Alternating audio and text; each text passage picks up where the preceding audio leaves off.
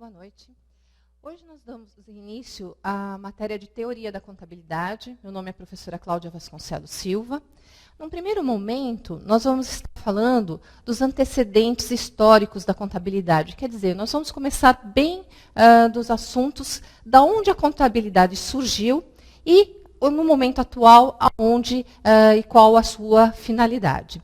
Então, vamos passar aqui para o primeiro slide. Então, como eu havia falado anteriormente, nós vamos estar comentando a questão da evolução histórica da contabilidade. A contabilidade, ela na realidade, ela surge de uma necessidade humana, basicamente. Ou seja, há cerca de 4.000 anos atrás. Então, nós vamos estar comentando um pouquinho dessa história da contabilidade. A seguir, nós vamos estar falando dos objetivos da contabilidade, os usos da informação contábil, ou seja, na questão da evolução histórica, nós vamos estar falando, primeiramente, do que ela surge, qual é o seu conceito, né, do ser humano, como é que se buscou, né, a questão da formação da contabilidade. Nós podemos dizer, inclusive, que a contabilidade ela nasce da necessidade humana, né, da necessidade de nós realizarmos até algumas contas. E posteriormente, com a questão do comércio, com a questão da própria matemática colocado como objeto em si, nós fomos construindo a contabilidade e aperfeiçoando algumas técnicas. Com o passar do tempo, nós vamos partindo aí para a questão da informação contábil, o campo de atuação, e principalmente a questão dos princípios da contabilidade, no qual, nos dias atuais, regem a movimentação da contabilidade, tá certo? Esses princípios são o sustentáculo da contabilidade, ou seja, sem eles, nós não podemos ter uma estruturação contábil correta. Então, quando nós falamos da teoria da contabilidade, é muito comum nos dias atuais, nós temos a preocupação de estar falando no sentido de que como é que nós realizamos a contabilidade, qual é o foco dela, como se realiza a contabilização, tanto da contabilidade financeira quanto da contabilidade gerencial, mas muitas vezes nós nos preocupamos somente com seus aspectos, né, vamos se dizer assim, de forma geral e contabilística. A partir de uma questão, nós temos que entender por que ela surgiu e por que em que estado ela se encontra hoje e qual é a necessidade, principalmente das empresas, estarem usando essas informações contábeis. Então, para isso, nós vamos iniciar a nossa aula de hoje. Bom, então, voltando na história, tá certo? Nós temos lá que a contabilidade, tá certo? É tão antiga quanto a própria história da civilização. Por que ela é tão antiga quanto a história da civilização? Como eu falei anteriormente, ela surgiu na necessidade humana, e ela tem uma questão histórica, mais ou menos que de 4.000 antes de Cristo. Então, vejam, nós temos aí uma idade muito maior colocada do que a idade mesmo que nós estaríamos realizando todas as contabilizações. Por que isso? Porque, na realidade, nós vamos falar da onde parte e da que nós queremos dessa questão contábil. Bom, primeiramente, nós temos lá a primeira comunidade de homens e mulheres, tá certo? Onde acrescentou-se a história, vamos dizer, os cimérios, onde atualmente fica o Iraque.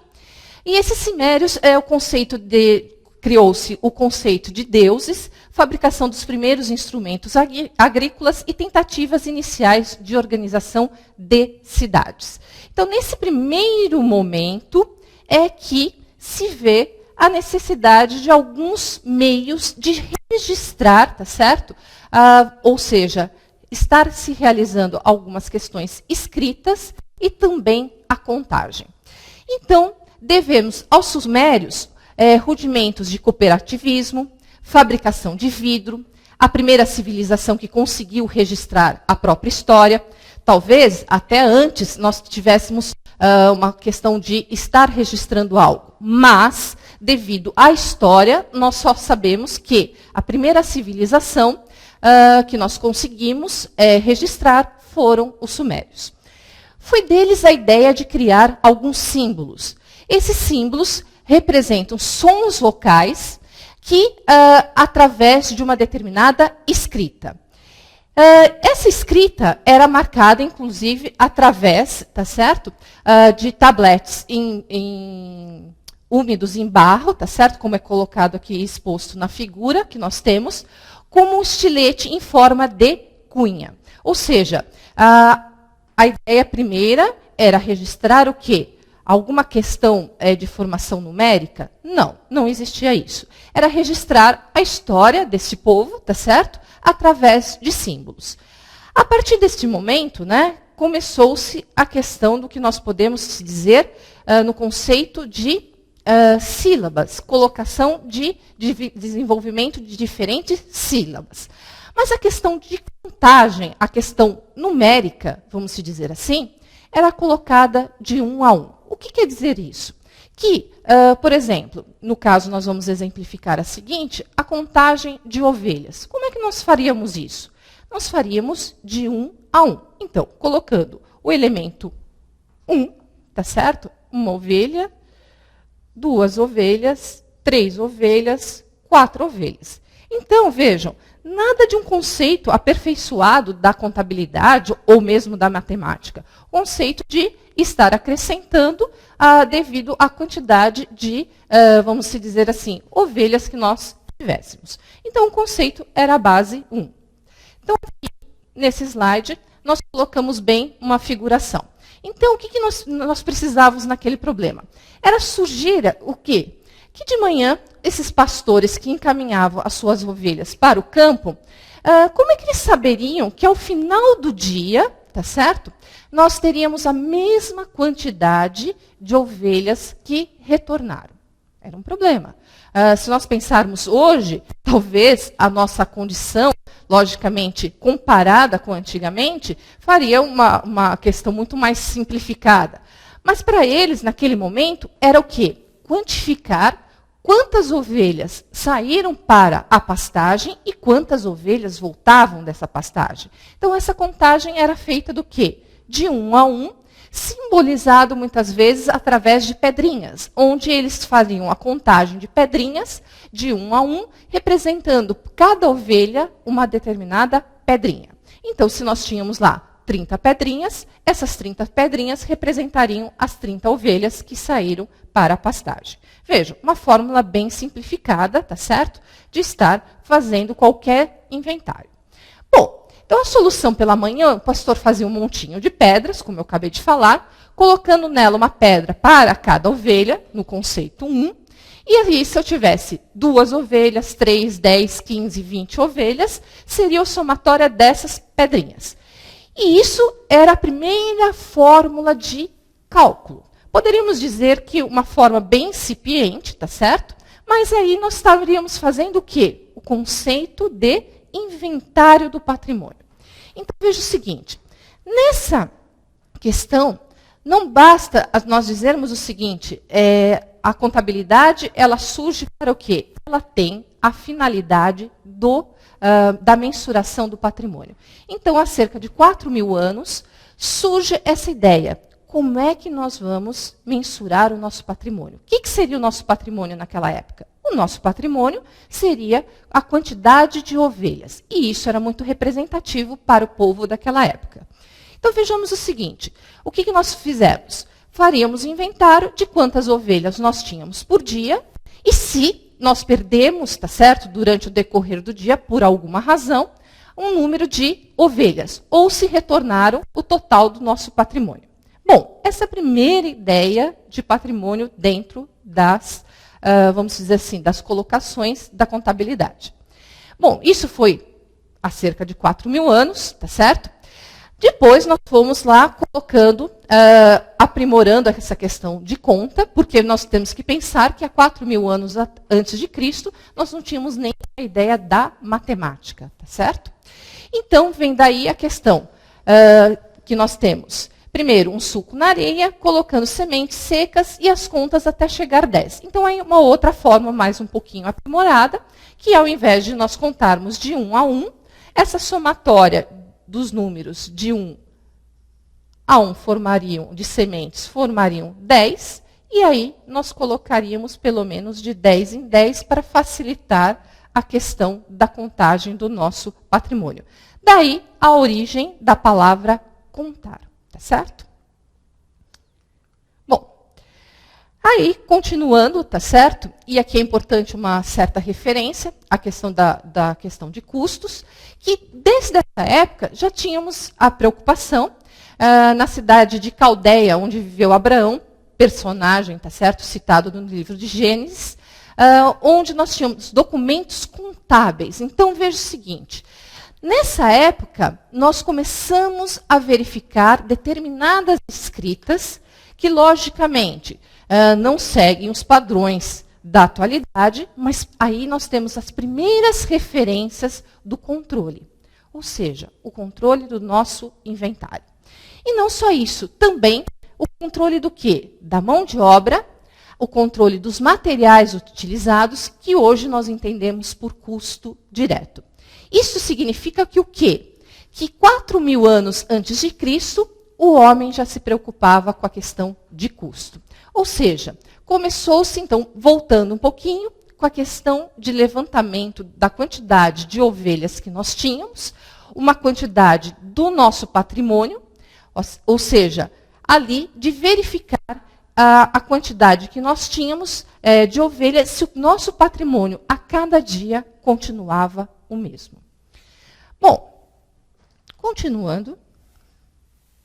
Portanto, a origem da contabilidade está relacionado às primeiras manifestações humanas. Então, a necessidade social de proteção à posse. Isso é muito importante em dizer. Por quê? Porque muitas vezes a contabilidade é confundida como uma ciência exata. Não que ela não se utilize de contagem numérica, não que ela não se utilize de ferramentas numéricas, mas nós temos que verificar o seguinte, a necessidade principalmente do quê? De uma relação de necessidade social. Eu precisava controlar o quê? A quantidade que eu tinha no meu patrimônio, ou seja, o que eu tinha de posse naquele determinado momento. Ok? Então, a contabilidade, nós podemos dizer que ela é empírica. Empírica por quê? Praticada pelo homem primitivo, já tinha como objeto o patrimônio, representado pelos rebanhos. E outros bens nos aspectos quantitativos. E, ao morrer, esse legado, vamos dizer assim, tem a sua parte de transição. Então, nós podemos dizer o seguinte, que o patrimônio ele não morria em si só na questão da sua formação. Surgia a questão dos seus herdeiros. O que seria isso? Que o patrimônio formado por determinada pessoa passaria como herança para os seus filhos ou parente. E aí, vamos dizer assim, a herança recebida dos pais determinou-se como patrimônio. O termo passou a ser utilizado para quaisquer valores, mesmo que esses não tivessem sido herdados. Então, é importante a gente estar fazendo uma referência aqui, que o patrimônio foi utilizado para duas condições. Aquele patrimônio que a pessoa formava, colocando lá empiricamente no início com a formação dos seus rebanhos, e depois o patrimônio até mesmo recebido como herança. Ok?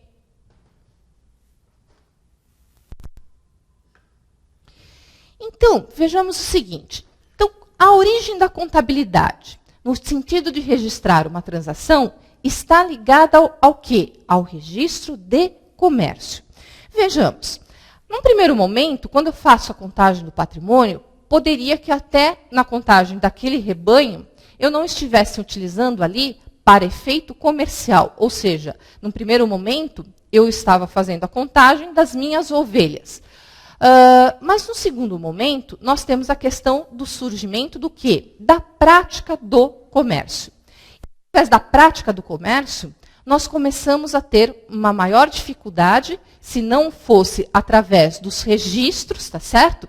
A questão do seguinte, da troca, inclusive, do que nós tínhamos de patrimônio.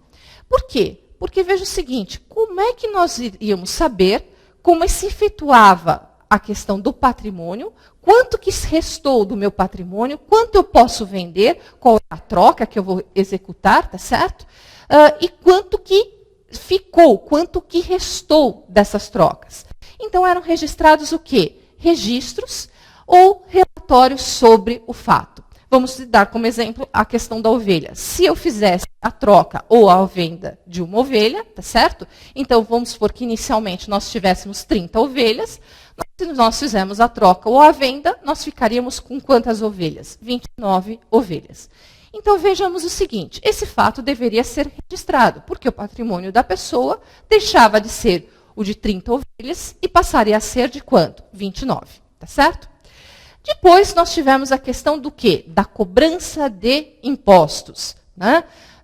Que se faziam com escritas, embora bem rudimentares. Nós não podemos esquecer que isso é bem antes até o período cristão, da era cristã. Então, aqui, o que nós tentamos fazer no aprimódio com relação a essa questão da prática comercial? Nós tínhamos lá o homem produtor, tá certo? Onde ele tinha a questão da sua produção versus o homem contador. O que seria isso? Aprimorar o sistema de escrita de forma a nós termos neste período o quê? A quantidade exata da nossa produção e a qualidade. Qual é o papel do homem contador? Justamente fazer o registro destas informações e, posteriormente, análise e aqui a modificação, inclusive, da quantidade e qualidade. E é isso que, nos tempos atuais, nós estamos fazendo e aprimorando. Veja. Obviamente, a contabilidade teve uma evolução lenta até o aparecimento da moeda. Por que isso? Porque nós sabemos que antes do aparecimento da moeda, a questão era o efeito de troca. Então, muitas vezes, nós tínhamos o quê? Uma atividade econômica baseando-se no quê? Na questão de troca e não em valores de moeda. Quando surge a questão da moeda, nós temos o quê? A questão do negócio, aonde essa atividade econômica poderia ser verificada e também nós teríamos o quê? Com a moeda, nós teríamos que mensurar a quantidade do nosso patrimônio em termos monetários. Tá certo? Então, o que nós podemos resumir até esse momento? Que antes do surgimento da moeda, nós temos uma contabilidade bem incipiente. Ou seja, o que quer dizer isso? Ela surge da necessidade de controle do patrimônio e, basicamente, dos registros dessas trocas de patrimônio que eram realizadas. Mesmo a questão da cobrança de impostos, tudo isso era feito de uma forma bem incipiente. Ou seja, demonstramos que a contabilidade ela tem a sua base com relação a uma ciência social, com relação a uma necessidade humana, de estar registrando o seu patrimônio e controlando o mesmo. Mas somente com a moeda que nós podemos aprimorar algumas técnicas justamente desses registros. Bom, aqui nós temos lá. Primeiramente, quando surge a questão do desenvolvimento social, nós temos o quê? O desenvolvimento econômico, desenvolvimento institucional, e, logicamente, tá certo? A melhoria das teorias contábeis. A partir do momento, logicamente, que há necessidade de um maior desenvolvimento econômico, há necessidade também de um maior desenvolvimento institucional e das práticas e das teorias da contabilidade.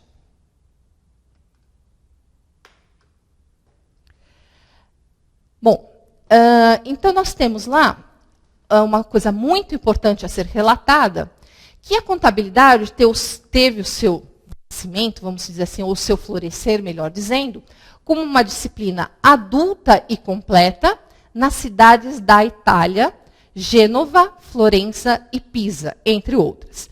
Devido que a grande atividade mercantil, econômica e cultural. Então, inicia-se a Escola Italiana de Contabilidade.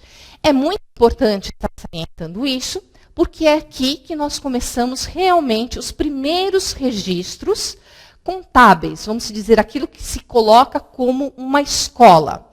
Então, quem iniciou-se todo o processo da contabilidade? Quem é conhecido como o detentor, né, dessa questão justamente da complexidade e da formação da contabilidade como uma introdução como disciplina? A Itália. Então, aí está colocado algumas cidades italianas, a vocês, tá certo? Mas nós vamos sempre lembrar como escola italiana. Por que é importante estar salientando isso? É importante estar salientando pela seguinte questão de conceito. Porque nós vamos depois ter algumas críticas feitas à escola italiana, mas até os dias de hoje, principalmente no Brasil, nós utilizamos alguns conceitos ainda base da escola italiana, mas também tivemos algumas mudanças, principalmente na atualidade, com relação ao quê? À escola americana. Então, primeiro nós vamos fazer algumas conceituações do que a escola italiana nos fala. Então, nós temos lá, no período do renascentismo italiano, muitos acreditavam que sem o método de partidas dobradas, nós vamos voltar mais à frente sobre isso, falar sobre isso, não haveria até então uma base para a criação do capitalismo privado. É muito importante essa colocação. Por que é muito importante? Porque, vejam, o que quer dizer isso? Que se nós não tivéssemos a contabilização da forma que até hoje ela é registrada, pelo método de partidas dobradas, tá certo? Nós não teríamos o quê? Uma forma de estar realizando o controle do patrimônio, não só das empresas, como das pessoas também. O que quer dizer isso? Que o capitalismo, né, ele tem como uma das fontes de seus, vamos dizer assim, pilares, justamente a contabilidade. Pois ela consegue registrar de forma eficiente todo o patrimônio, além das transações comerciais que são realizadas. Então, os primeiros registros encontrados remontam a quanto? A 600 anos. Não se diz que há um inventor da contabilidade. Por quê? Como nós vimos nos slides anteriores, ela nasceu, tá certo, de uma necessidade social, de uma questão até de uma prática do dia a dia da contagem de ovelhas, tá certo? E foi se aprimorando os seus registros conforme a necessidade das pessoas em controlar o seu patrimônio, tá certo? O primeiro registro completo de escrituração contábil de partidas dobradas é encontrado nos arquivos municipais na cidade de Gênova, na Itália. Então, é muito importante que nós gravemos esta questão. Muitas escolas, muitas questões colocam como primeiro decodificador da contabilidade o frei franciscano Luca Pacioli. Bom, nós podemos dizer que Luca Pacioli foi um grande contribuidor, tá certo, dessa questão justamente da melhora e da decodificação justamente da contabilidade. Então, por muitos, ele é conhecido como criador da própria contabilidade. Mas, como nós podemos ver, ele teve um papel fundamental, que nós vamos analisar a partir aí da questão da escrituração de partidas dobradas, mas nós verificamos que há registros anteriores que antecedem, tá certo? Já a questão contábil. Bom, o livro escrito por Pacioli nos diz o seguinte: ele é um tratado da matemática, mas não é um tratado que inclui a matemática, desculpem, mas sim uma seção sobre a escrituração por método de partidas dobradas. Veja o seguinte, ele estava tratando da questão matemática, tá certo? E lá ele colocou um capítulo onde ele trata da questão do método de partidas dobradas, a questão do débito e crédito. E o raciocínio dos lançamentos contábeis. Até hoje, nos dias atuais, nós nos utilizamos dos lançamentos contábeis através dessa questão do método de partidas dobradas, que foi melhor colocado por Luca Pacioli. Bom, seguindo esse raciocínio, ele aqui extraído do seu livro, nós podemos colocar para que tudo fique mais claro no encerramento mencionado, é necessário que se faça esta outra comparação, a saber, somar em uma folha de papel todos os débitos do razão e colocá-los do lado esquerdo. E somar todos os créditos e colocá-los do lado direito. Então, o que nós podemos dimensionar daí? A primeira questão, que até hoje é utilizada. Quando nós falarmos da contabilidade, nós temos a seguinte colocação.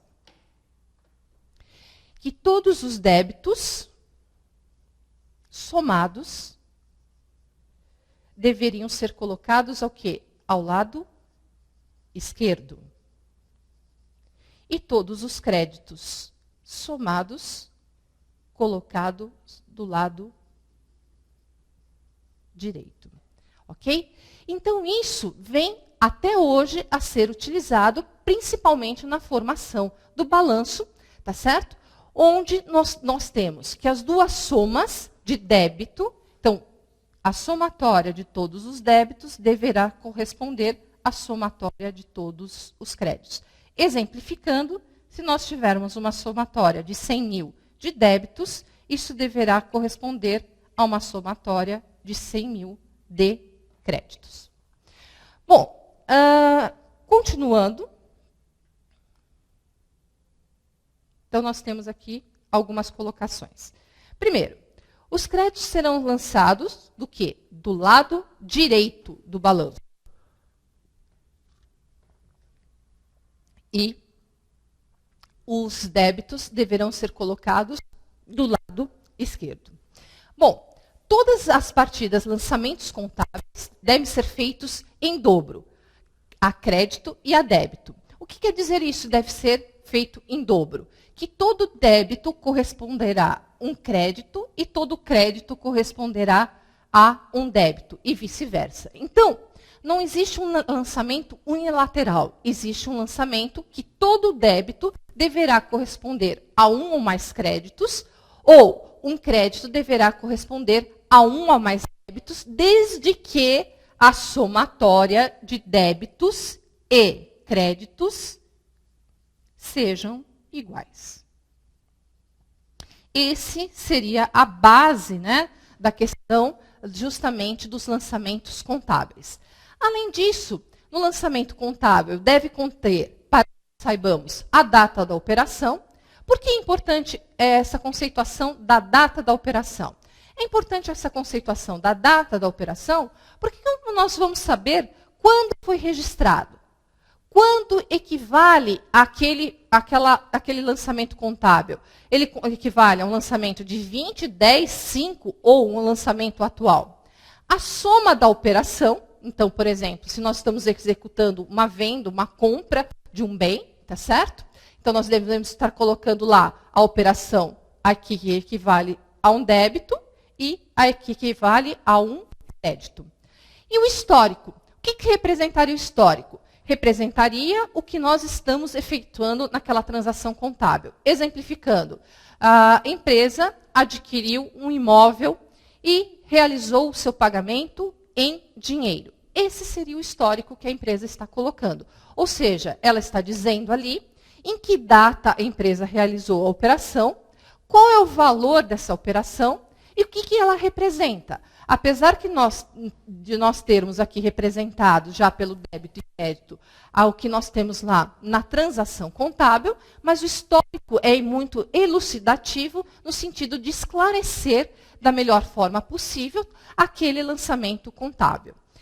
A seguir, nós temos o quê? O balancete, que é uma folha, tá certo? Onde nós escrituramos à direita, como nós já colocamos, o crédito, e os débitos à esquerda, verificando se suas contas são iguais. Então, o que seria a forma do balancete de verificação? Nós teríamos a seguinte estrutura. Então, dentro do balancete de verificação, nós teríamos uma folha até simplificada, onde nós teríamos aqui as contas. O que seriam as contas? Aquilo que nós temos dentro do patrimônio da empresa, o que nós temos de dívida, por outro lado, aquilo que representam um débito, aquilo que representam um crédito, e a sua somatória de débitos deverá equivaler à mesma somatória de créditos. E se isso não for igual? Isso quer dizer que há alguma escrituração errada no período. Então, as somas sempre deverão ser iguais. Por quê? Se todo débito que eu fizer deverá equivaler a um crédito, se nós não registrarmos essa informação, aí teremos a informação errada. Mas se todo débito equivale a um crédito e todo crédito equivale a um débito, ao final, se fizermos os registros contábeis de forma adequada, o que nós teremos? Nós teremos a igualdade entre os débitos e os créditos.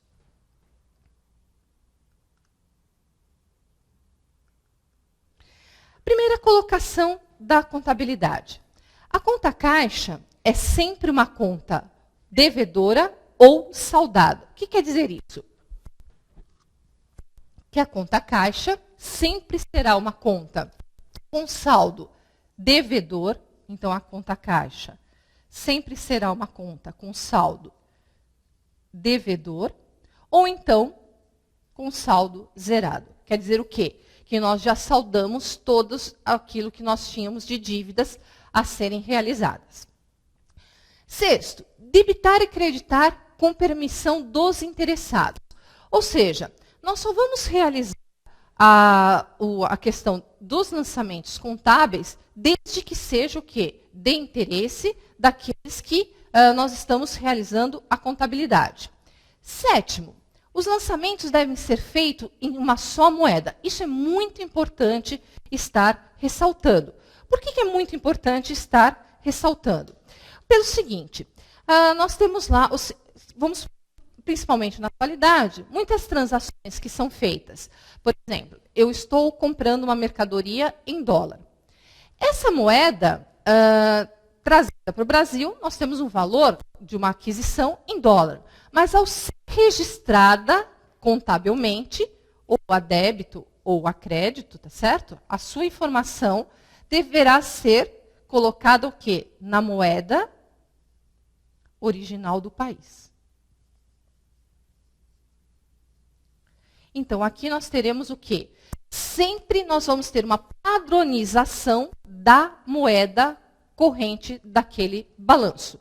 Ou seja, se nós estivermos fazendo um balanço em dólar, todas as transações que estarão registradas na contabilidade serão realizadas em dólar. Mas se todas as contabilizações realizadas ali naquele momento forem, no caso do nosso país, em real, todos os lançamentos deverão ser lançados em real, mesmo que adquiridos em outra moeda. Nós deveremos estar fazendo o quê? Nós deveremos, neste momento, estar realizando justamente o cálculo de quanto equivale, tá certo? Dólar e real, e registrar o quê? Na moeda, que seria, no nosso caso, o real. Verificar a ordem cronológica. Por que é importante registrar a ordem cronológica?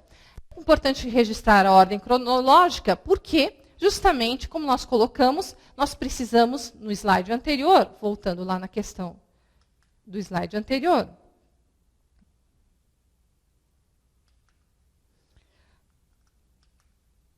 nós teríamos o seguinte, a data da operação. Então, nós colocamos, geralmente, no quê? Numa sequência de datas das operações, seguindo o quê? A cronologia do que nós realizamos como atividade dentro daquele período. É importante, então, nós estarmos realizando as suas operações na cronologia correta, ou seja, no tempo correto. Bom, assinalar com uma cruzeta ou nos lançamentos errados e realizar o seu estorno. Isso também deve ocorrer, colocando o seguinte, Se, de repente, eu verifico que aqui eu tenho um saldo de 110 e aqui de 90, então o que eu devo verificar? Verificar no balancete de verificação quais os lançamentos, né, ou através até do histórico dos lançamentos, verificar aqui se foi feito algum lançamento errado, assinalá-lo e depois o quê? Realizar o seu estorno. O que seria esse estorno? A correção daquilo que foi realizado. Tá certo? Partidas dobradas. Então, é muito interessante a gente estar comentando essa questão, porque uma das questões que mais geram dúvidas com relação à questão do método de partidas dobradas, que seriam a questão do débito e crédito. Então, nós podemos partir da seguinte questão, da escola da matemática, onde nós montamos uma equação que geralmente o que nós temos? Que A é igual a B. Então, para nós, o que nós vamos ter? É importante estar salientando que na época em que a contabilidade foi criada, não existia a questão de números negativos. Então, o débito e crédito, ele viria representar o quê? A soma ou subtração, dependendo da sua utilização. Então, como para a matemática A igual a B, para a parte contábil, o que nós temos? O débito deve equivaler ao quê? Ao crédito de igual valor, tá certo? Então, como eu coloquei aqui anteriormente, por exemplo, se eu tenho um débito de 50 mil, eu deverei ter um crédito de valor equivalente, ou então, nós teremos, por exemplo, um débito de 50 mil e 2 créditos de 25 mil. O que quer dizer isso? Que um débito equivaleu a 2 créditos, mas que a sua somatória de débitos equivale ao valor dos meus créditos. E na questão da lógica, que todo efeito é igual a uma causa. Então, baseando-se nas escolas da matemática, nós temos os mesmos princípios com relação à contabilidade. Ou seja, ao invés de nós estarmos colocando ali formas numéricas, nós estamos trabalhando com débito e crédito, que vai acrescer ou subtrair determinados valores. Então, aqui, nós teríamos o seguinte. Nós temos o registro dos fatos, onde o débito seria o efeito e o crédito seria a causa. Como foi colocada na questão lógica. Nós colocamos no slide anterior, tá certo? Então, efeito seria igual à causa. O débito seria igual ao quê? Ao crédito.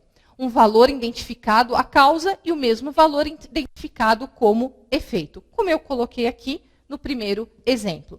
Então, nós teríamos lá o débito de 50 mil, que seria o efeito, e que vai nos dar uma causa no crédito de 50 mil.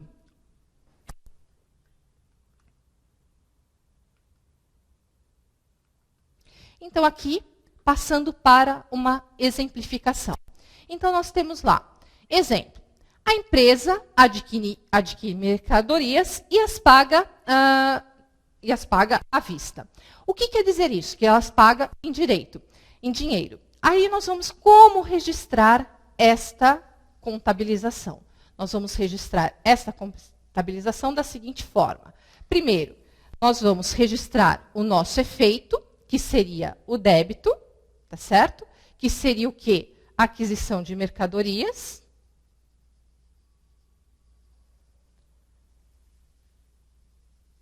Ok? Num determinado valor, exemplificando, 10 mil reais, e um crédito, que seria a causa, que seria a saída em dinheiro da conta caixa, no mesmo valor. Então, colocando do efeito lógico, de efeito e causa, e débito se iguala a um crédito, nós teríamos aqui o débito, a questão do efeito, e o caixa como a causa. Então, todo débito corresponde a um crédito de igual valor, e aí nós teríamos a origem ou recurso que permite a compra. Tá? Então, até aqui, nós estamos demonstrando nada mais é do que foi, tá certo? Colocado com relação a Luca Pacioli, com relação ao método de partidas dobradas.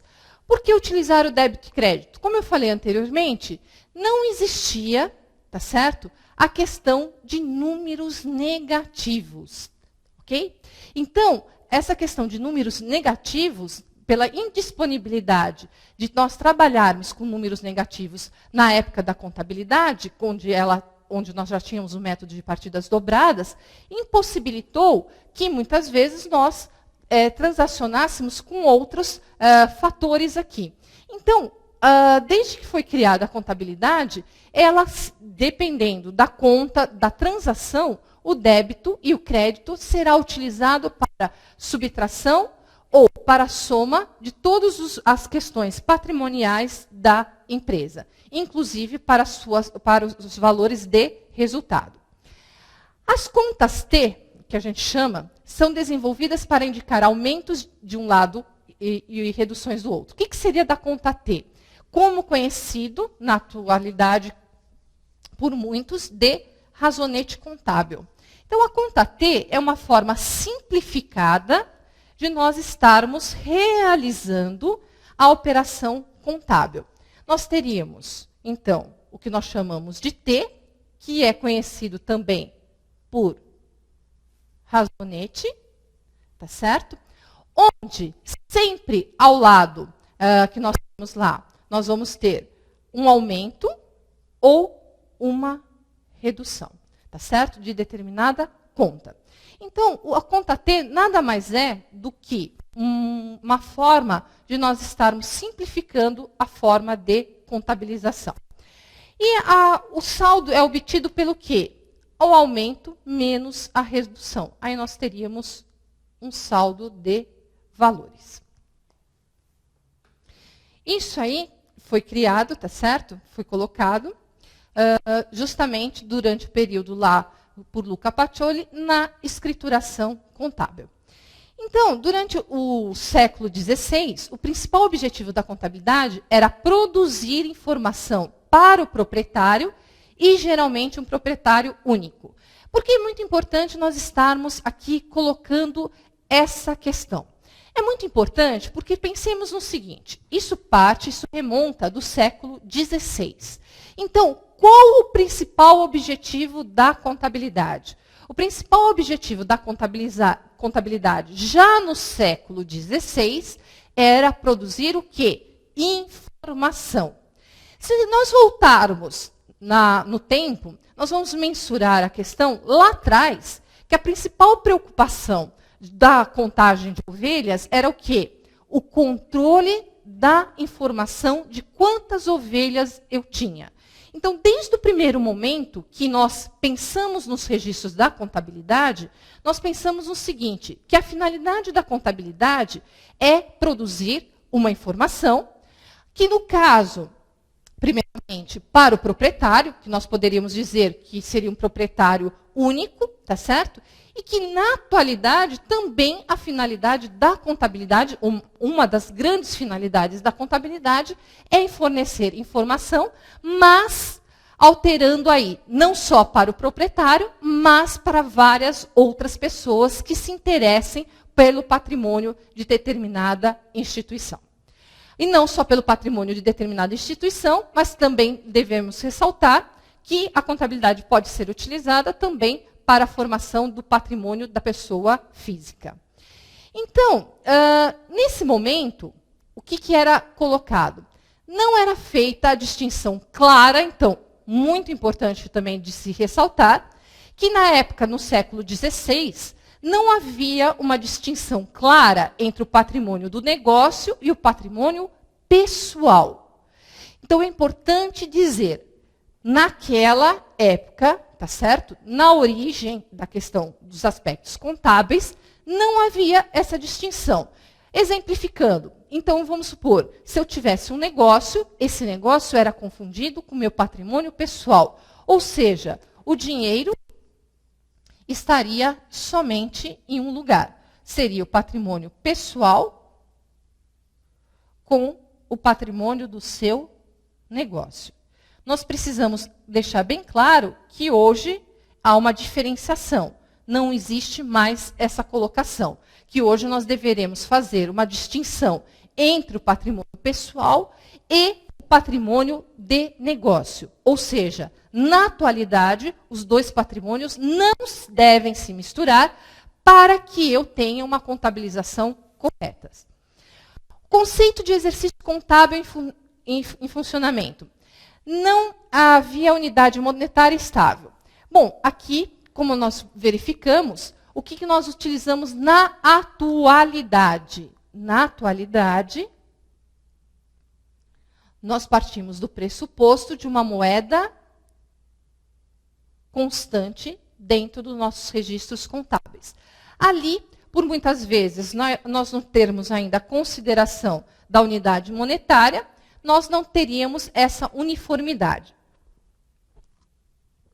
Então, seriam algumas das distinções que foram colocadas do princípio para agora.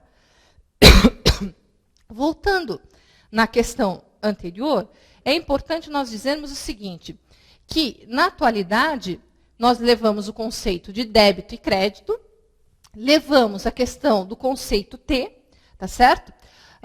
Não havia a questão dos números negativos, então vejamos o seguinte, se não existia a questão dos números negativos, como é que nós poderíamos estar subtraindo, por exemplo, se eu efetuei um pagamento da caixa da empresa, como é que eu poderia estar realizando uma subtração, tá certo, desse valor, sendo que não havia a questão da subtração em valores negativos. Então, a forma seria de registrar, através do débito e crédito, a subtração de valores. Tá certo? Então, o débito e o crédito vão representar na contabilidade o aumento ou a redução de valores. Dependendo do quê? Da transação contábil a ser realizada.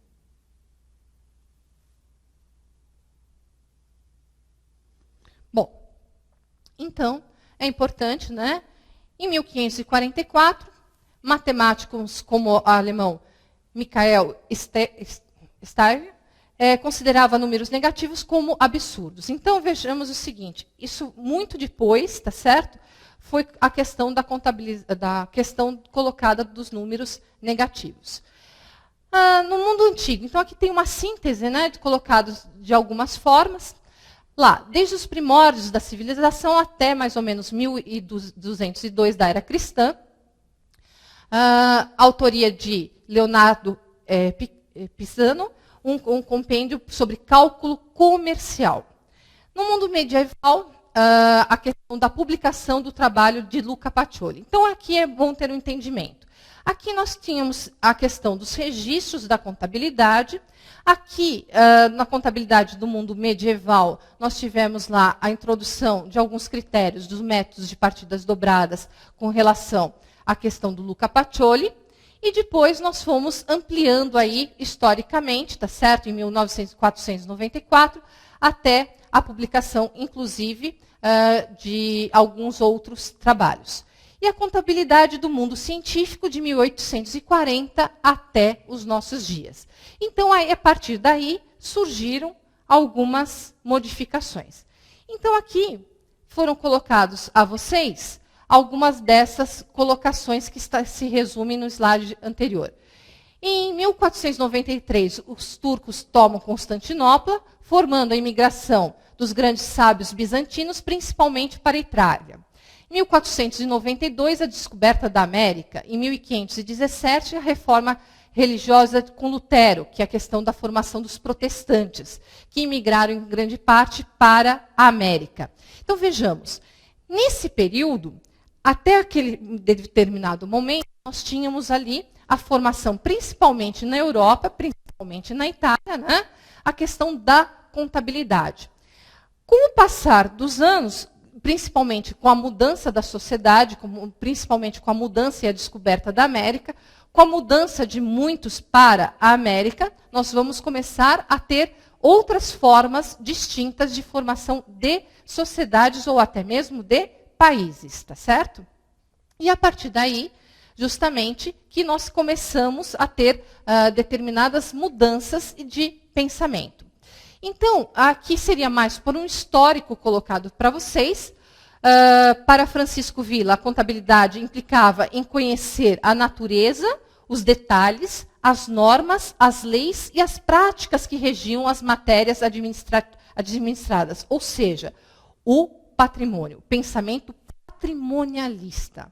Então, no período científico, né, o pensamento alocado ali seria o pensamento patrimonialista. É bom que vocês deixem essa forma bem clara, porque depois nós vamos fazer a distinção que justamente foi colocado muitas vezes pelos Estados Unidos com relação à contabilização. Em 1923, a contabilidade não era apenas um instrumento de registro e controle do patrimônio, mas sim um instrumento de gestão. Qual é a diferença? Principal diferença. Primeira coisa, que a contabilidade, num primeiro momento, ela tinha o quê? A proteção ao patrimônio. Então, eu me preocupava somente o quê? Em auferir aquilo que estaria registrado no patrimônio da empresa ou no patrimônio da pessoa. A partir de 1923, começamos a pensar em outras formas que a contabilidade poderia ser utilizada. Como ela poderia ser utilizada? Como instrumento de gestão. O que seria esse instrumento de gestão? Que nós poderíamos, através das informações contábeis, nós estarmos realizando também a gestão do nosso negócio. Ou seja, verificarmos não só quanto nós tínhamos de patrimônio, mas qual seria a melhor forma de administrá-lo.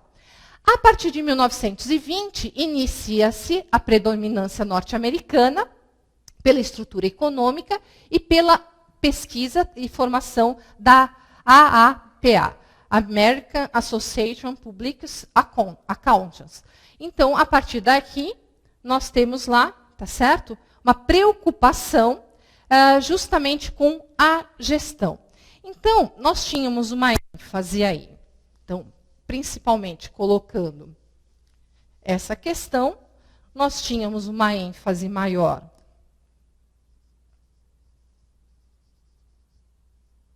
no patrimônio. Depois da formação dos Estados Unidos, da questão de outras colocações, nós tivemos uma preocupação também da contabilidade com o quê? Com a gestão, ou seja, como administrar.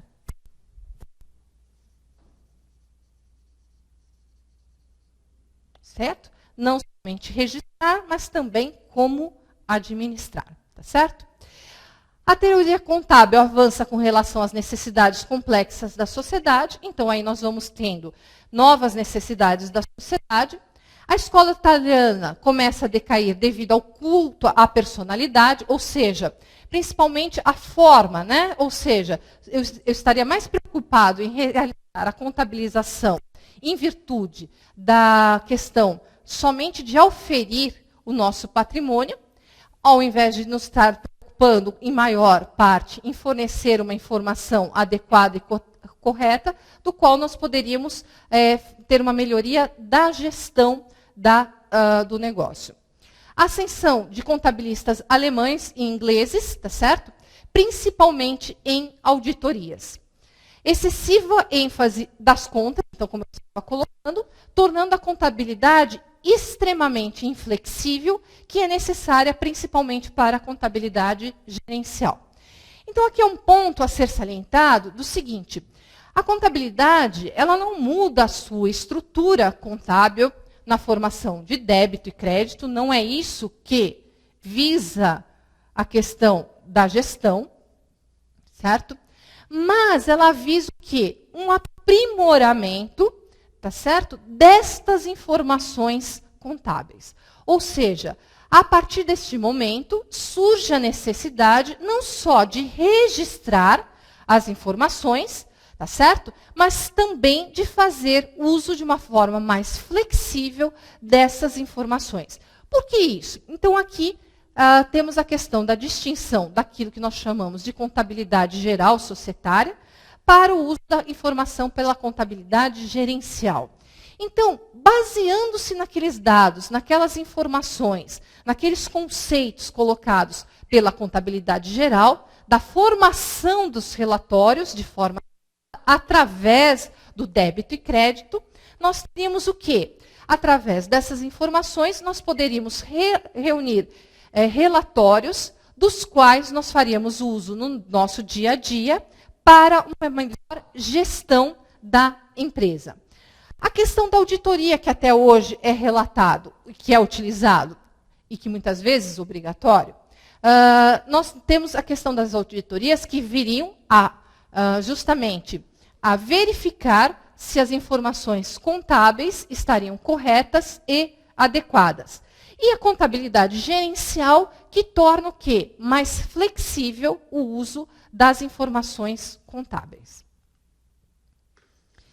Então, ali, com a questão, justamente, da invasão norte-americana, o surgimento de grandes corporações, nós podemos relatar ali a questão principalmente da Ford, tá? Das grandes corporações, aliados ao extraordinário ritmo de desenvolvimento dos Estados Unidos, tá certo? Nós precisamos ter o quê? Um avanço melhor das teorias e das práticas contábeis. Então, nós temos também o seguinte, os Estados Unidos, até hoje, ele tem um campo muito vasto para a questão de auditoria. E ele traz essa excelente tradição, principalmente colocada da Inglaterra, criando, tá certo, algumas melhorias em relação à questão de auditoria. A evolução da contabilidade dos Estados Unidos, o grande avanço e refinamento das instituições econômicas e sociais. Nós não podemos esquecer que com o avanço, tá certo, da questão econômica, e nós não podemos também deixar de lado que uma das alavancas prepulsoras, justamente para melhorar cada vez mais as questões contábeis, seria o quê? O grande avanço e o refinamento do quê? Das instituições. Com isso, nós também precisamos o quê? Melhorar a qualidade das nossas informações. Quantificar e mensurar, nós já fazíamos. O que nós precisamos ter agora é justamente o quê? Propiciar uma relação, principalmente com a questão da palavra investidor. Qual é a diferença? O investidor pode ser aquele que só tem um interesse financeiro na empresa. Para isso, nós precisamos o quê? Uma maior, justamente, controle dessas informações contábeis e que essas informações contábeis venham realmente a demonstrar qual é a efetiva realização daquela empresa e que demonstre o quê? Os lucros ou prejuízos que aquela empresa venha a ter em decorrência do quê? Da sua, vamos dizer, da sua instituição. Então, veja o seguinte, a partir desse momento, nós teremos que ter, além da contabilização, nós começamos a ter a preocupação em formar demonstrativos contábeis, evidenciando o quê? As tendências daquela empresa naquele momento, naquele determinado momento, e como é as suas perspectivas. Coisa que não poderíamos fazer somente dentro do sistema contábil colocado pela escola italiana. Então, a principal diferença entre a escola italiana e a escola americana é que a escola italiana teria uma maior ênfase na questão numérica, na questão de contabilização, e a escola americana uma maior preocupação justamente com o resultado alcançado e com as tendências a serem criadas. E aí, o governo, as universidades e associações empregam grandes quantias, até hoje, foi criado aí a FASB, nos Estados Unidos, que é um órgão, que justamente vem investindo no estudo da contabilidade, melhorando, tá certo, essa questão da pesquisa e justamente do respaldo das informações contábeis. Não podemos nos esquecer, principalmente respaldados pela auditoria. Ok? Então, pessoal, até esse momento, o que nós vamos ver? Nós vamos ver que a contabilidade, como nós começamos lá no começo, ela surge de uma necessidade da sociedade e hoje ela existe em prol também de melhores quantidades de informações para a sociedade em virtude do crescimento empresarial, do crescimento do mundo capitalista e de uma sustentabilidade desse mundo capitalista que necessita cada vez mais de algumas informações para a melhoria do processo de tomada de decisões. Então, nesse momento, né, nós vamos fazer, daqui a pouco, um pequeno intervalozinho, e a gente vai partir daí, justamente comentando as principais questões da contabilidade a partir desse momento. Ou seja, quando ela surge com relação às informações contábeis e a sua necessidade de uma melhor, justamente, conhecimento dos investidores e como é que nós podemos transformar essa informação contábil numa tradução mais real, certo? Daquilo que realmente representa o foco das empresas. Bom, pessoal, dando continuidade, né? Na última colocação que eu estava fazendo, eu estava justamente fazendo a ênfase, né, com a relação da escola americana. Então, pessoal, é muito importante que saibamos que a escola americana ela não tinha a questão de, vamos dizer assim, sumir os padrões da contabilidade criados pela escola italiana, mas sim fortalecer a questão contábil, ou seja, o uso desta informação. Melhorar, tá certo, a qualidade desta informação e propiciar aos usuários da contabilidade um tratamento melhor para que o uso fosse para a tomada de decisões. Então, é importante nós estarmos ressaltando aqui que a escola americana da escola italiana tem o seguinte sentido.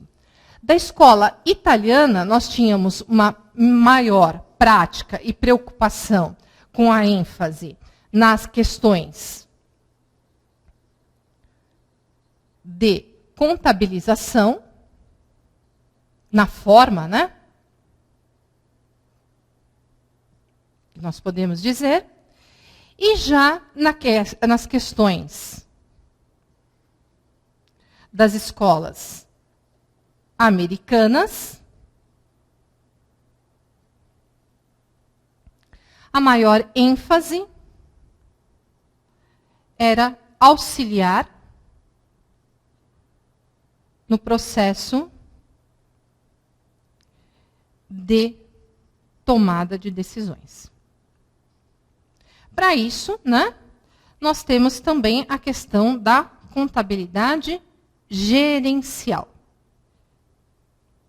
E também a questão de maior relevância da auditoria, que iria justamente fiscalizar e auditar o que foi realizado contabilmente, nos indicando se essas informações foram tomadas de formas mais adequadas, tá certo? E justamente propiciando ao usuário a perfeito entendimento de que aquelas informações ali relatadas têm a forma verídica. E pouca consideração para o tratamento do problema inflacionário. Aqui nós devemos fazer uma certa relevância pelo seguinte, é de conhecimento, né, de todos, que muitas vezes a questão inflacionária ela foi muito elevada no Brasil. Então, durante muitos anos, nós utilizamos a questão da correção monetária, coisa que não é praticada, muitas vezes, mundialmente, no sentido tão amplo como foi realizada principalmente no Brasil, nos anos, por volta da década de 80, de 90, onde nós chegamos a ter uma inflação mensal de cerca de 80% ao mês. Então, como esses países, principalmente os Estados Unidos, a inflação é relativamente baixa, os países da Europa também e outros países asiáticos, a questão do problema da inflação é um problema pouco relevante, mas para nós esse tratamento da inflação ainda é considerado relevante, porque nós ainda não chegamos nos padrões, vamos dizer assim, ideais de inflação. Mas melhoramos muito em relação à década de 80 e à década de 90.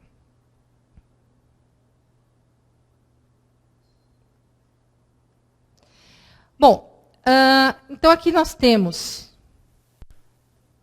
aí uma principal distinção da escola europeia e da escola norte-americana. Então nós temos lá excessivo culto à personalidade, ou seja, excessivo culto à forma, né, da contabilização. Ênfase em uma contabilidade mais teórica, onde nós teríamos mais ênfase na questão numérica, na questão quantitativa de números, e não a extração de informações gerenciais. Pouca importância à auditoria, e isso é muito relevante, por quê? Porque a auditoria é onde nós concebemos que ali nós temos o seguinte, na auditoria nós vamos ter justamente a verificação e validação das informações contábeis registradas. Queda no nível das principais faculdades. E aí, nas escolas norte-americanas, ênfase ao usuário da informação contábil. Então, quem seria o principal detentor dessas informações? Seria a contabilidade, não é feita para uso em si própria. Ou seja, o contador ele deve realizar, ou melhor dizendo, a contabilidade deve realizar as contabilizações necessárias e informar essas informações a quem precisa de direito. Ou seja, aos usuários da informação. Ou seja, quem seriam esses usuários? Nós vamos tratar um pouquinho mais à frente, mas os usuários de forma geral. ênfase à contabilidade aplicada, ou seja, justamente a ênfase em outros relatórios contábeis, além daqueles que são realizados pela contabilidade em si. Bastante importância à auditoria, ou seja, a validação das informações contábeis ali registradas. E as universidades em busca da qualidade. Se nós lembrarmos um pouquinho antes do intervalo, eu estava falando da FASB, né? Que seria lá um órgão, um instituto, que foi criado justamente para propiciar uma melhor regulamentação e uma melhor pesquisa da área da contabilidade nas próprias faculdades ou da própria criação dos novos conceitos da contabilidade. Bom, em 1929, surgiu a primeira grande crise, onde nós tivemos lá uma demanda reprimida de bens, o crash da Bolsa de Valores, uma redução da produção de automóveis, tá certo? Substancial para o período, uma taxa de desemprego nos Estados Unidos de 3,3%, a quadruplicação dos valores negociados na Bolsa entre 1922 e 1929. Então, pessoal, aqui foi um dos fatores que levou a uma determinada crise, que vai novamente gerar algumas causas aí na sociedade e, novamente, algumas mudanças na sociedade de forma geral. Então, nós temos o seguinte, o que nós temos? Um período de depressão nos Estados Unidos, perca de 15 milhões de dólares pelos investidores, então vejamos aí. Investimento privado caiu 90%, produção econômica diminuiu 56%, mais de 9 mil bancos quebram neste período. Então, se nós fizermos um comparativo entre a economia daquele momento e a crise mundial que começou em 2008 nos Estados Unidos, nós verificamos que a crise em 1929 foi bem maior do que a de 2008, mas hoje ela alcança aí vários países e nos traz o quê? Nos traz alguns períodos de maior crise mundial. O que nós verificamos aí? Qual é o problema? E por que aí a contabilidade tem maior ênfase? Pelo seguinte, Pensemos no seguinte, naquela época, talvez, se nós tivéssemos um maior detalhamento das informações contábeis, um maior ênfase nas auditorias, os investidores, mais preocupados com a gestão das empresas, poderiam ter uma melhora, uma repercussão menor, tá certo? Desta crise que praticamente aniquilou com a economia dos Estados Unidos em 1929 e, por consequência, acabou aí também, apesar de nós não estarmos numa época de economia globalizada, nós temos aí algumas questões que repercutiram mundialmente. Causas da crise de 1999. Causas e efeitos permanecem em discussão. Vários professores indicaram que a concentração de riqueza em mão de poucas pessoas gerou a crise. Atribuíram tal concentração de poder, pelo menos em parte, à falta de uniformidade das práticas contábeis. Então, aí vamos lá. Então, o que nós temos? Se nós não temos uma uniformidade das informações, por mais que eu respeite aquela questão de débito e crédito, tá certo? Colocado lá na contabilidade, o que nós vamos ter? Nós vamos ter informações distintas entre empresas de mesma característica. Então, a partir daí, surge a ideia de padrões contábeis mais rígidos, ou seja, termos mais limites e não apresentarmos os resultados que nós quisermos. Ou seja, a partir daí, nós temos o quê? Um surgimento de determinados padrões que nós devemos seguir para que as informações contábeis sejam de forma relevante e elas possam ser utilizadas de forma, vamos dizer assim, de forma correta para a tomada de decisão dos investidores e dos gestores das empresas. Então, para isso, pessoal, surge a questão da uniformidade. As comparações entre duas empresas do mesmo setor. Tá certo? O mesmo entre setores distintos. Nós temos que ter uma padronização dos relatórios contábeis. Ou seja, eu não posso fornecer as informações que eu julgue necessário ou que sejam prioritárias para a minha empresa, mas que não sejam prioritárias de forma geral. Então, o que nós tivemos aí? Uma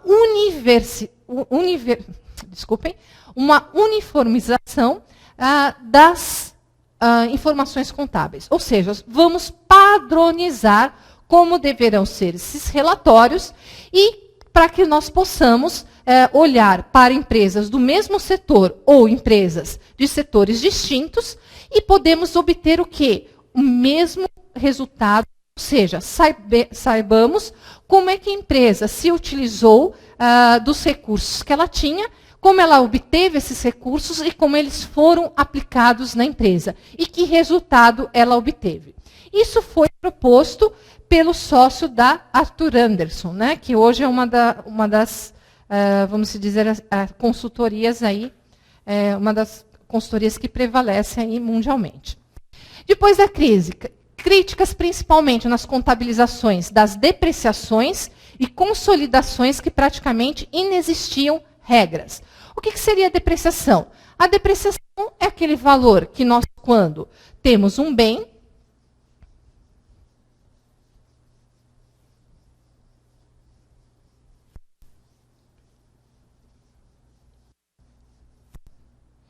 então, nós temos um bem, por exemplo, uma máquina. Essa máquina é registrado valor, por exemplo, R$10.000. No decorrer do tempo, esse valor ele vai perdendo em acordo com o seu desgaste. Então, a depreciação seria o quê? A contabilização do desgaste do bem. Então, logo abaixo aqui, nós teríamos que depreciar esse bem de acordo, né, com uma regra pré-estabelecida, onde nós poderíamos ter esse valor, que aqui, reduzindo do valor original, nós teríamos o valor que a máquina representaria, por exemplo, após 1 ano, 2 anos, quanto ela representaria para a empresa. Então, estabelecer regras mais apropriadas, porque veja o seguinte, por que isso é importante?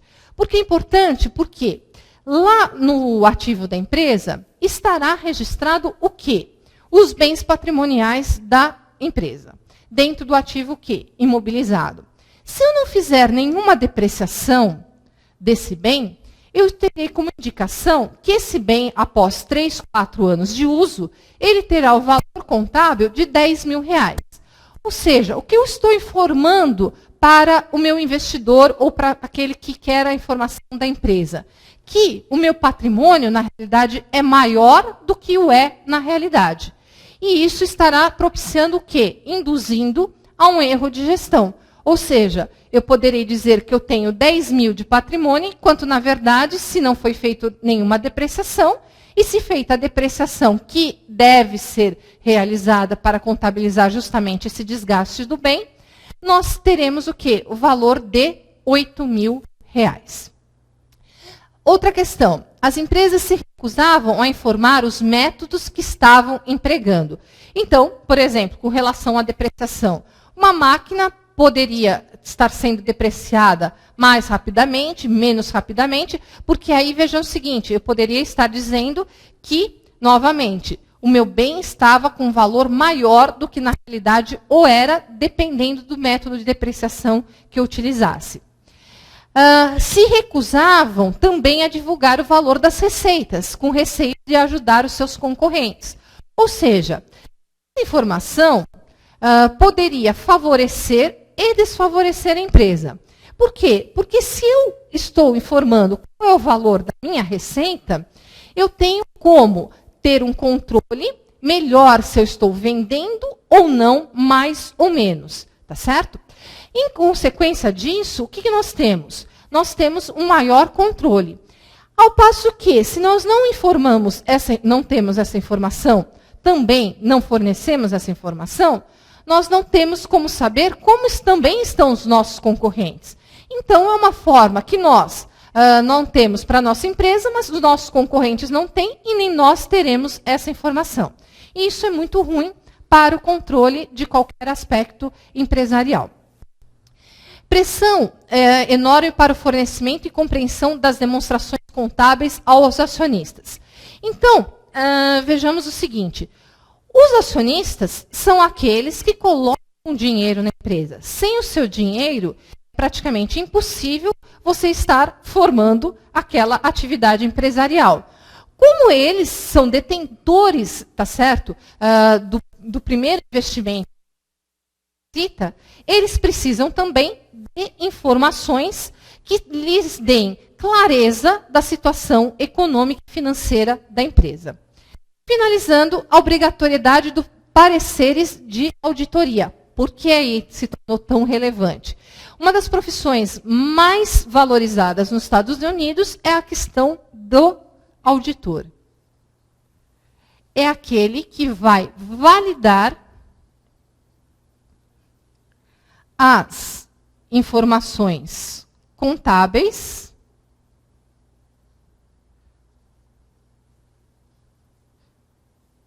ali registradas. Ou seja, ele vai dizer se realmente aqueles relatórios estão corretos e estão sendo realizados da forma mais adequada possível.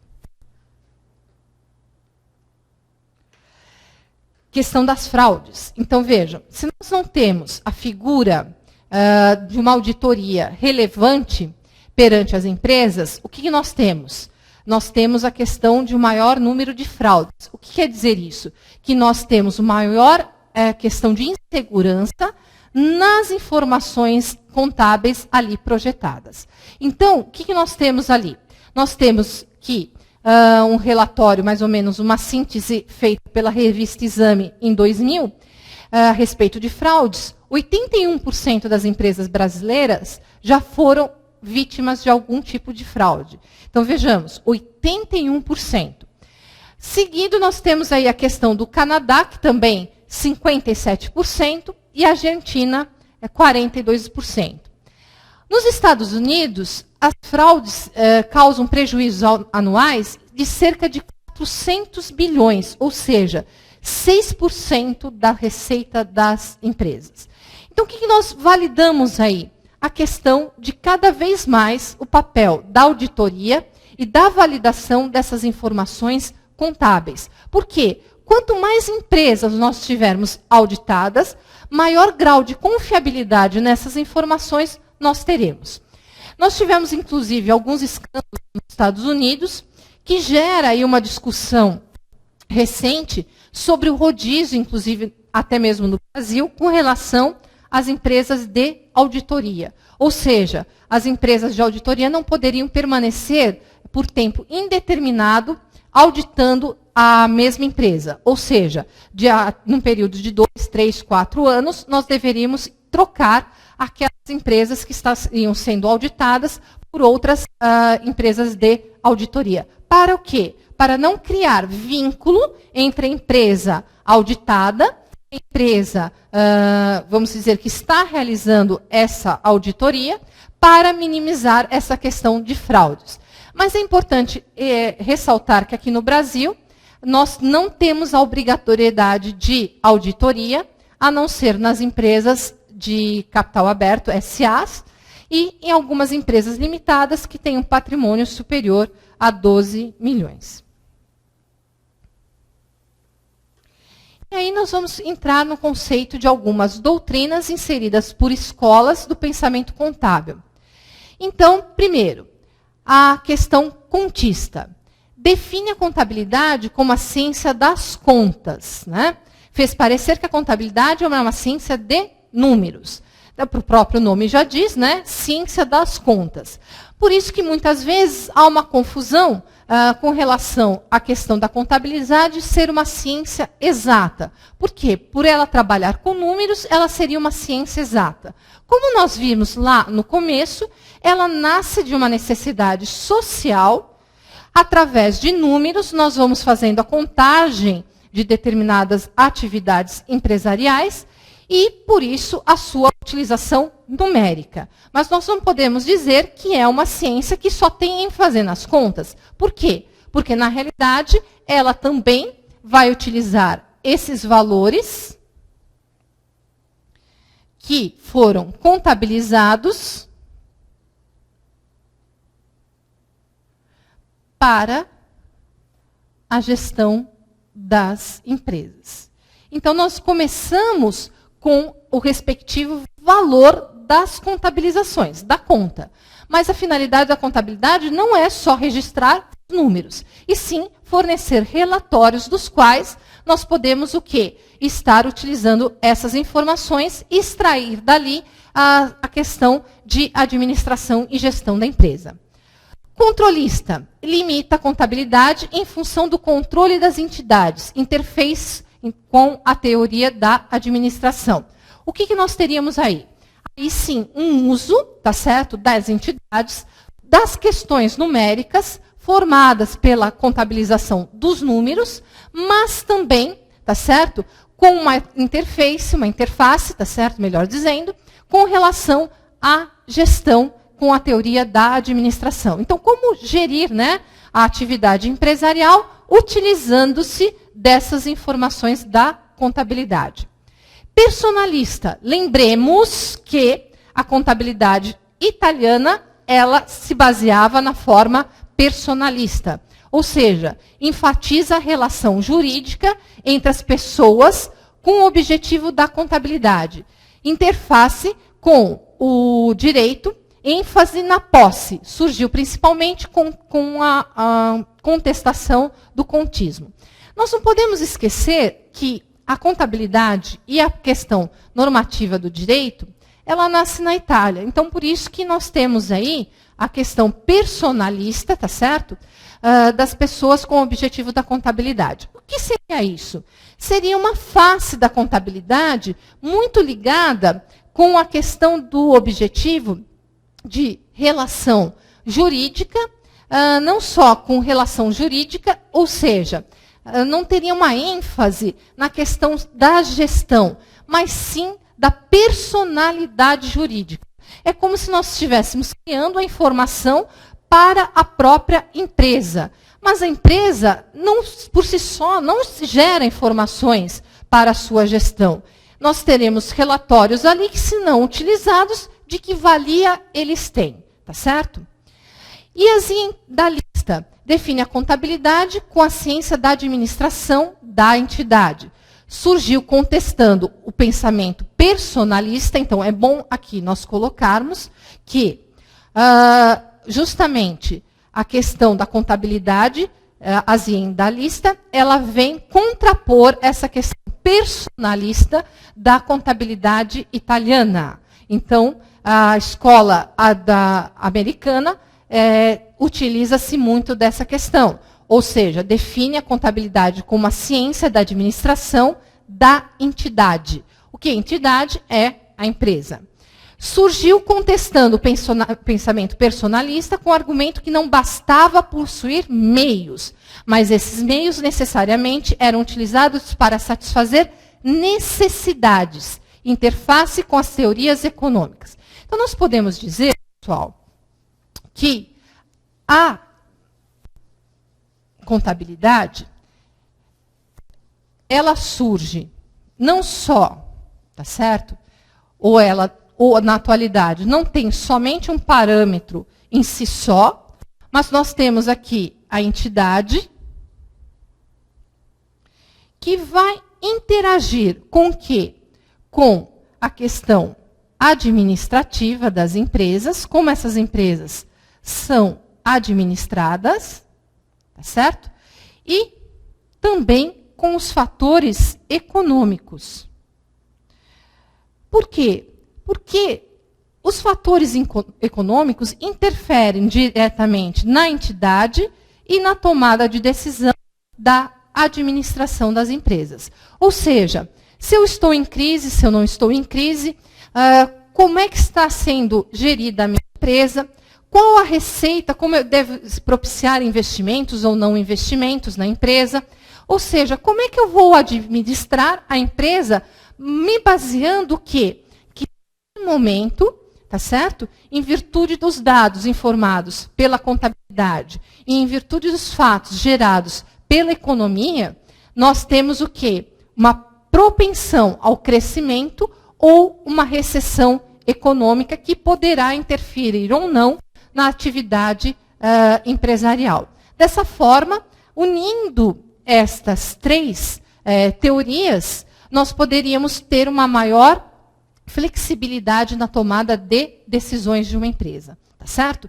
Então, pessoal, a questão da contabilidade passa a ter um conjunto do quê? De tendências.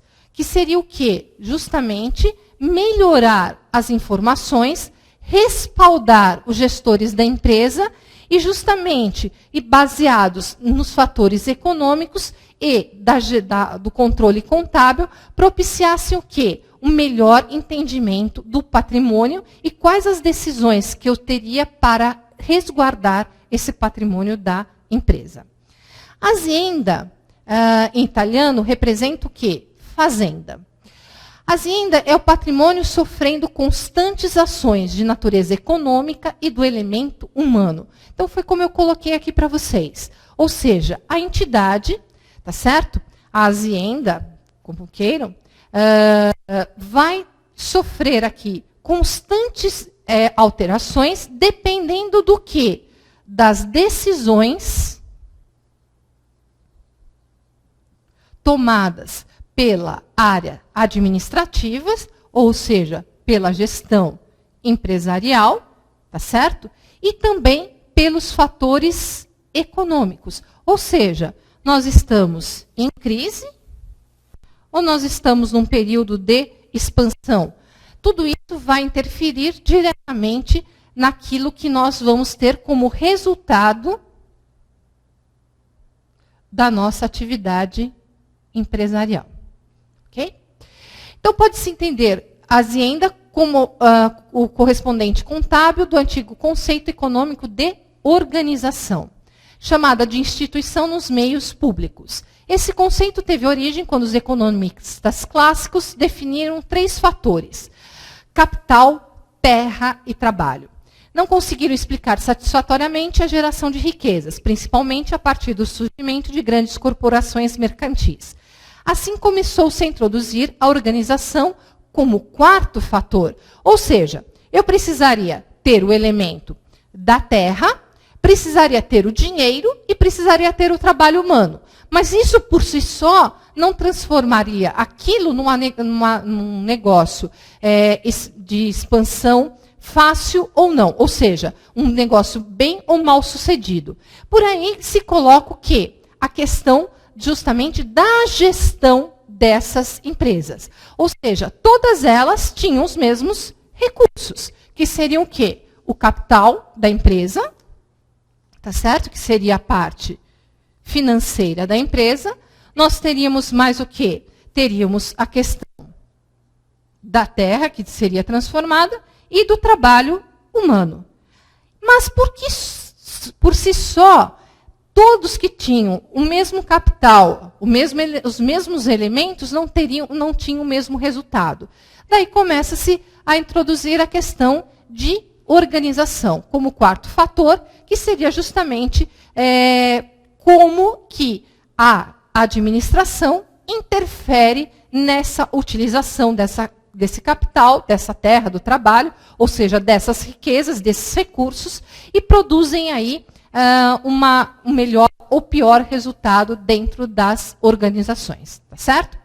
E caberia à contabilidade a função de medir e explicar o produto econômico obtido pela estrutura organizacional, definida como conjunto de pessoas e patrimônio, ou seja, o conjunto de bens e direitos da empresa, que é representado pelo ativo da instituição, tá certo? Como é que nós gerimos esses bens e direitos de forma a equacionar um resultado real e satisfatório à empresa? Bom, outras doutrinas inseridas por escolas do pensamento contábil. Patrimonialista define a contabilidade como ciência que estuda o patrimônio. Poderíamos dizer que isso é verdadeiro? Sim. Ela define uma questão da contabilidade como estrutura que nós vimos lá anteriormente, no surgimento da contabilidade, até na contagem das ovelhas, o quê? Que nós estaríamos verificando o quê? O patrimônio daquele que tinha as ovelhas, e aqui no caso, do patrimônio das empresas. Reditualista, de rédito, ou seja, lucro. Então, vejamos o seguinte, que identifica que a contabilidade deve dedicar o estudo do lucro, palavra originada do latim de réditos, que é o total de valor dos rendimentos, ou seja, designar um resultado econômico do uso do patrimônio. Então, a contabilidade, na realidade, ela faz esse estudo, tanto da parte patrimonialista, quanto da parte da sua lucratividade. Nós temos o estudo da lucratividade através do quê? Das contas de receitas e despesas, onde nós vamos ter o quê? O resultado que é um rédito líquido, que seria a lucratividade da empresa, ou mesmo o prejuízo que a empresa tem. Então, a contabilidade, ela vai registrar os fatos, atualizando, né, os valores.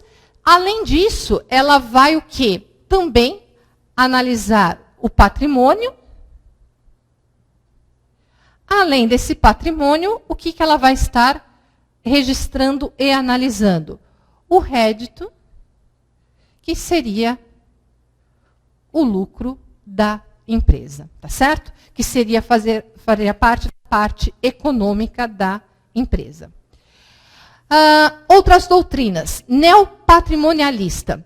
Consiste em uma nova corrente científica que se aplicou na direção de classificar e reconhecer especialmente as relações lógicas que determinam a essência do fenômeno patrimonial, isso das dimensões ocorridas, que na ênfase no porquê ocorrem os fatos, ou seja, qual a verdadeira influência dos fatores que produzem a transformação da riqueza, que são o ambiente interno e ambiente externo que envolve os meios patrimoniais.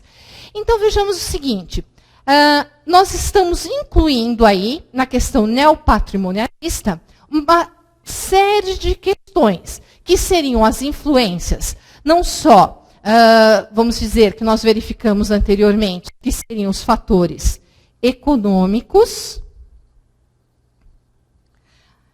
os fatores administrativos,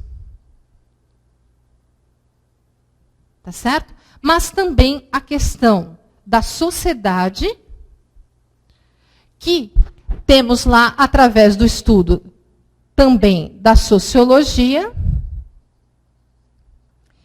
e da filosofia.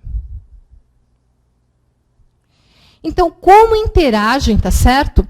Como é que há alterações do patrimônio, da questão dos valores de lucratividade, não só influenciados pelas decisões administrativas, não só influenciadas pelos meios econômicos, mas também como que socialmente essas transformações vão interferir nas organizações. Então, a filosofia da contabilidade. A contabilidade está ligada a diversos aspectos da observação, como nós falamos anteriormente. Ou seja, primeiro, muitas vezes nós vamos observar o fato e depois nós vamos registrá-lo. Não, muitas vezes, registrando e depois verificando. Nós verificamos, observamos e, a seguir, nós vamos estar o quê? Relatando esses fatos de acordo com o quê? Com estruturas formais, vínculos jurídicos e formas de controle. O que nós queremos dizer aqui? Nós queremos dizer aqui que a contabilidade ela vai seguir determinada forma que tende a ser padronizada para que nós possamos obter dessas informações vinculadas a certas obrigatoriedades, a determinadas formas, vínculos jurídicos e formas de controle. Então, nós temos toda a estrutura legal de como deve ser formada uma empresa. Então, nós devemos, primeiramente, observar quais são os fatos jurídicos para que nós possamos estar registrando um fato contábil. Primeiramente, como exemplo, uma empresa limitada e uma empresa SA, Sociedade Anônima. Dependendo do aspecto jurídico, nós deveremos o quê? Estar observando e realizando a forma e o padrão de contabilização, tá certo? Então, aí nós temos algumas abordagens e estudos do patrimônio com base nesses vínculos e estruturas que nós temos.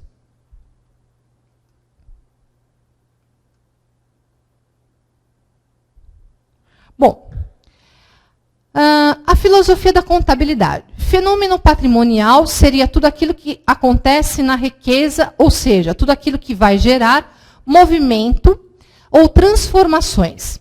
Ou seja, a compra de mercadoria, as vendas de mercadorias, os recebimentos, ou seja, tudo aquilo que vai ocorrer na empresa deverá ser registrado na contabilidade e justamente esse registro irá mudar o quê? O patrimônio que nós temos dentro dela.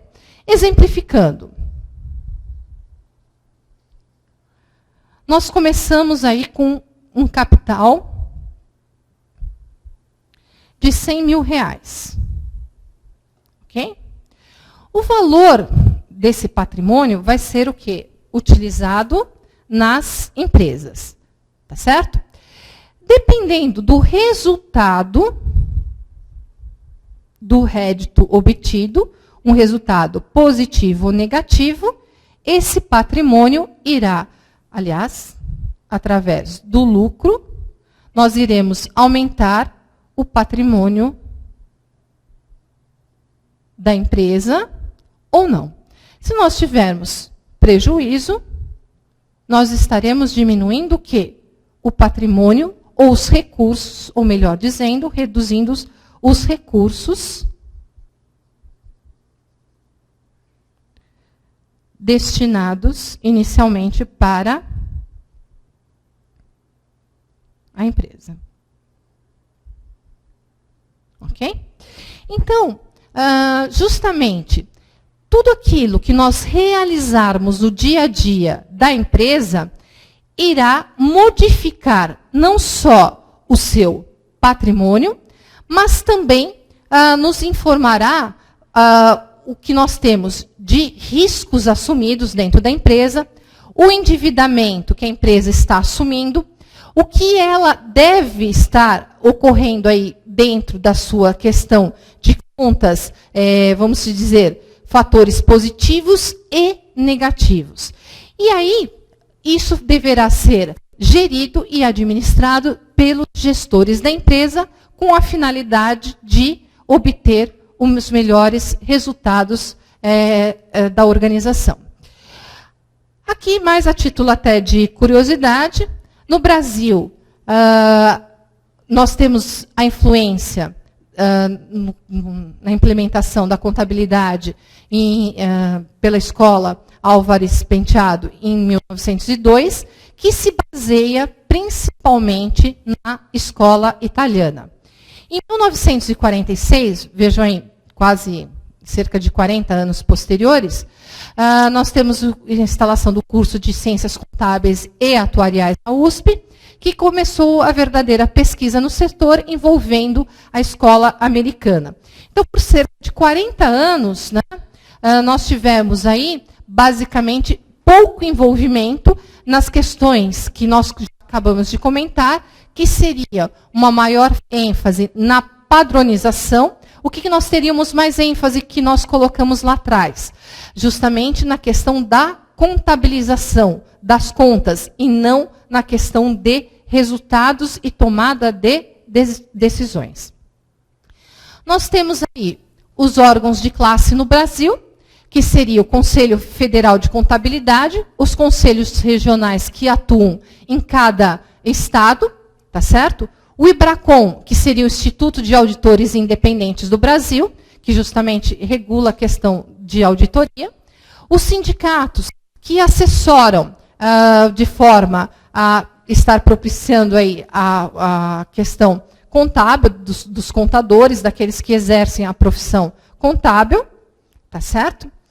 E aí nós temos aquilo que é pertinente a cada um dos órgãos. Os CRCs têm a finalidade de fiscalizar, e isso é muito importante. Isso talvez não faça parte até da questão do exame de suficiência, mas é importante a gente estar colocando. Fiscalizar o exercício profissional na área de jurisdição.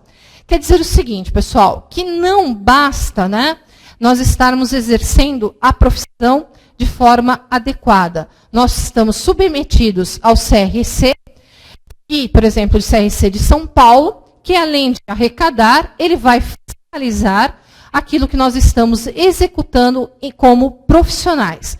E autuando, se for necessário, tá certo? Julgando as infrações diante da ética profissional. Porque muitas vezes nós temos a questão do erro e da fraude. Nós não somos aí impedidos de errar, mas nós temos que verificar que esse erro poderá muitas vezes acarretar em prejuízos, tá certo? Substanciais à organização e muitas vezes a informações erradas na tomada de decisões, tá certo? Então é ele que vai cobrar, arrecadar, executar contribuições anuais, expedir justamente a cédula de identificação, tá certo? Julgar as infrações e aplicar penalidades, dependendo, né, da gravidade em relação a questão que está sendo analisada. O IBRACON, Instituto de Auditores Independentes do Brasil, é uma entidade que congrega profissionais, tá certo, da diferentes atividades, com interesse no estudo técnico da contabilidade, na edição de normas da contabilidade e da auditoria e no aprimoramento da profissão no Brasil. É importante dizer aqui que o IBRACON contribui de forma significativa para a melhoria dos aspectos da contabilidade, para que ela possa ser não somente fiscalizada de uma forma eficaz, mas também que nós possamos ter normas e técnicas mais eficazes e comparadas mundialmente, né, com os Estados Unidos, e aí com a implementação da Lei 11.638 e 11.941, implementando o quê? Que nós possamos ter uma contabilidade com a padronização internacional.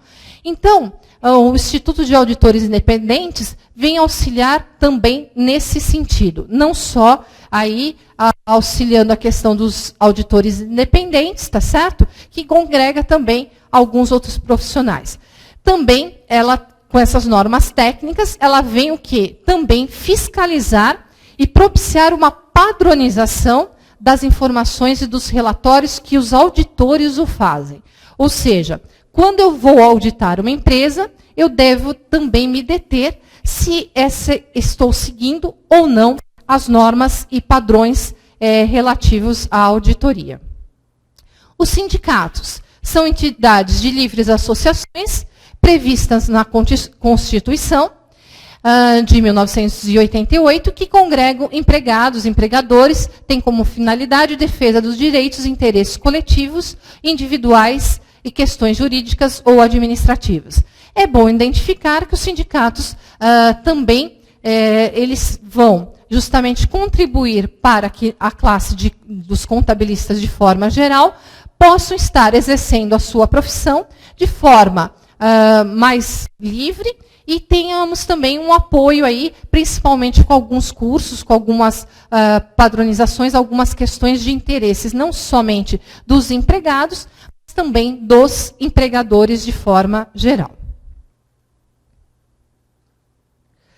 Bem, aqui eu vou colocar como finalização do nosso trabalho, porque aí na próxima aula nós vamos continuar aí falando das questões mais específicas, falaremos principalmente dos dados contábeis, né? Aqui nós vamos entrar aí principalmente a questão do surgimento da profissão contábil e, né, transformando conhecimento empírico, conhecimento científico, que nós vamos dar sequência nas próximas aulas, onde nós depois vamos tratar, inclusive, dos princípios da contabilidade. Então, eu agradeço a todos. Não sei se nós teremos alguma pergunta, alguma colocação. Então, encerramos e muito obrigada.